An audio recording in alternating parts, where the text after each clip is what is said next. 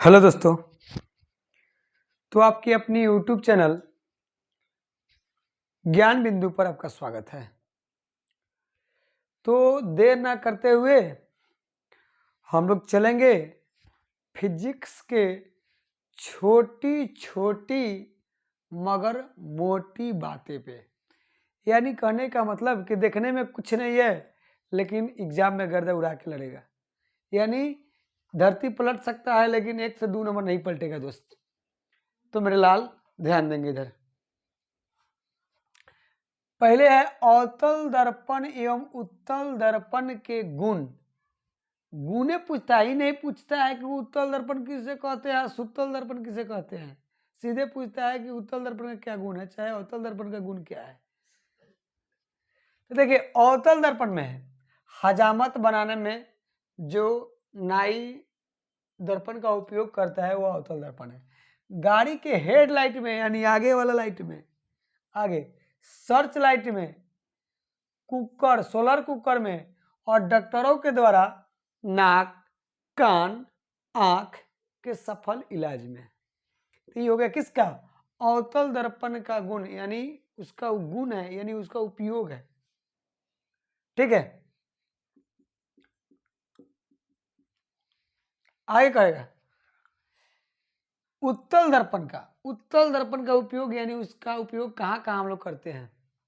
गाड़ी के side mirror में, यानी जो बाएं साइड में ड्राइवर के दाहिने साइड में और बाएं साइड में लगा हुआ होता है, जिससे लगता है कि पीछे से गाड़ी आ रही है, तो वह गाड़ी के साइड मिरर के रूप में, सड़कों और बाजारों पर लगे लैंपों के रूप में, आगे बड़े बड़े शोरूम में वस्तुओं को देखने के लिए। तो ये भाई मेरे, यह आप इसका उपयोग समझ गए अवतल और उत्तल का।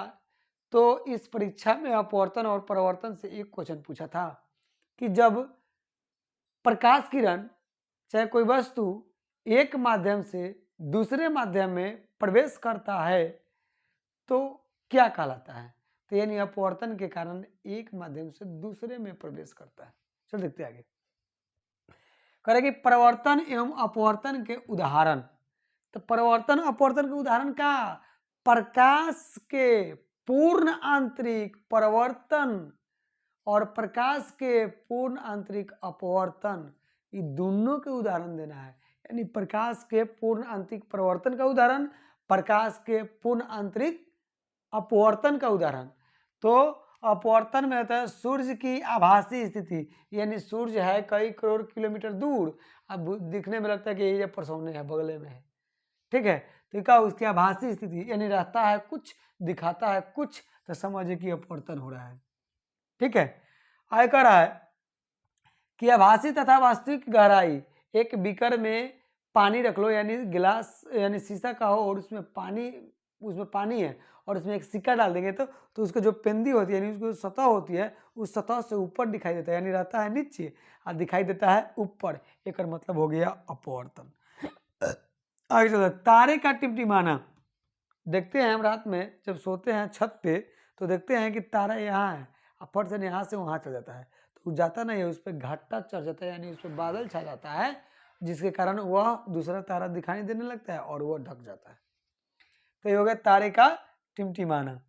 कह कि छड़ का टेढ़ा दिखाई देना, यानी एक बीकर में पानी रख लीजिए और यानी जो बीकर हो शीशा का हो, अगर इस छड़ को डालेंगे तो ये होगा, ये आपको दिखाई देगा ऐसे ऐसे ऐसे ऐसे।